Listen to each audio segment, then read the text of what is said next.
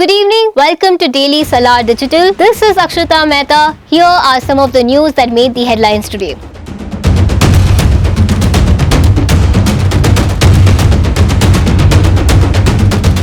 As the United Nations agency warned of a long-term humanitarian crisis in Palestine, the World Health Organization stated that it needed urgent access to Gaza in order to deliver aid and medical supplies. The World Health Organization's Eastern Mediterranean Regional Office Regional Emergency Director Dr. Richard Brennan stated that the organization was meeting with decision makers to open access to Gaza as soon as possible. The organization is attempting to enter Gaza via the Rafah cross. More than 2,800 people have died and over 11,000 have been injured in Gaza, and the death toll is still rising on both sides.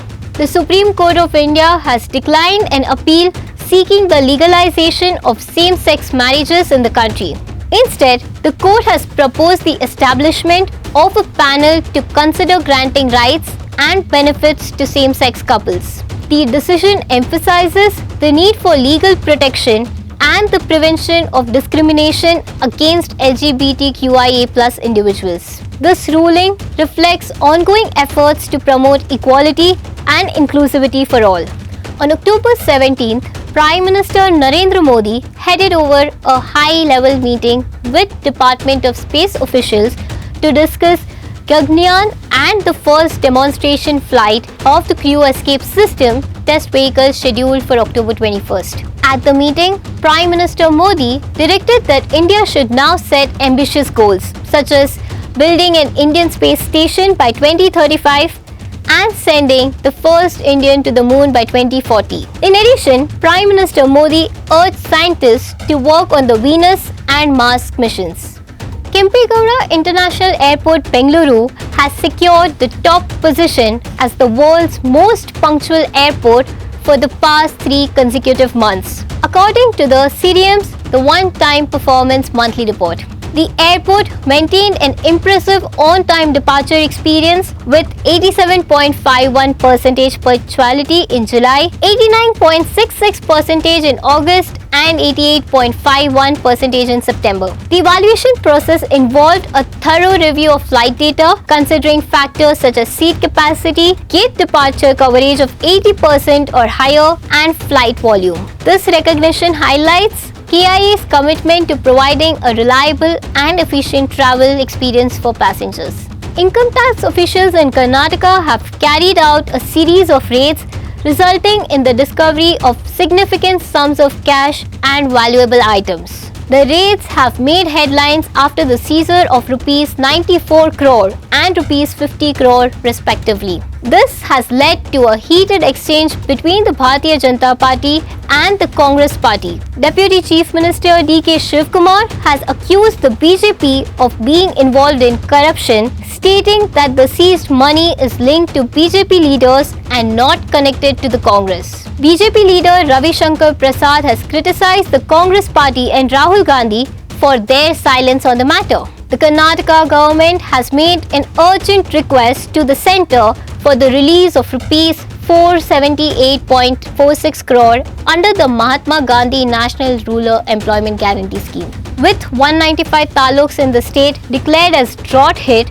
including 161 severely affected areas, the government aims to effectively implement the M-Narega scheme to provide job opportunities for rural labourers. Due to the delays in wage payment, these labourers are facing difficulties in meeting their daily needs, which has led to migration from rural to urban areas. The Chief Secretary has emphasized the importance of timely release of funds to support the livelihoods of those affected by the drought. In a tragic incident that occurred in Mulakunmuru town, located 256 km away from Bengaluru, a man became angered by his 2 children, fighting over the television remote control. The man, identified as Babu, threw a pair of scissors at them, resulting in the unfortunate death of his 16-year-old son, Chandrasekhar. The incident took place around 8 p.m. on Saturday night. Despite being rushed to a local hospital and later transferred to a hospital in Bellary, Chandrasekhar could not be saved. The police have filed a murder case against Babu in connection with this incident.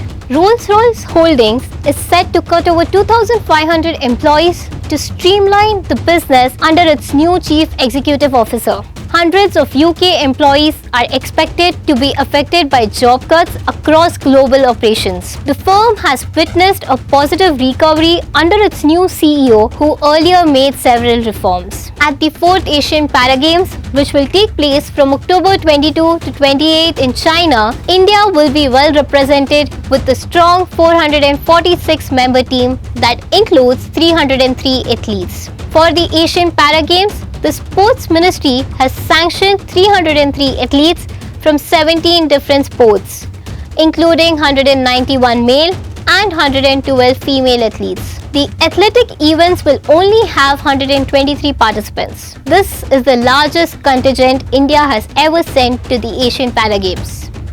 The 69th National Film Award was held at Vigyan Bhavan in Delhi, with President Draupadi Murmu conferring the awards. Wahida Rahman won the prestigious Dadasaheb Phalke Award and got emotional during the announcement. Actress Alia Bhatt and Kriti Sanon jointly won the Best Actress Award. Actor Allu Arjun won the Best Actor Award for his performance in Pushpa. With this, he became the first Telugu star to bag the award in the history of National Film Awards. R. Madhavan won the Best Feature Film for Rocketry, The Nambi Effect. The movie RRR bagged 6 awards in the event. Meanwhile, 777 Charlie won the Best Kannada Film. These were the major news stories of the day. For more such updates, subscribe to Daily Salar Digital.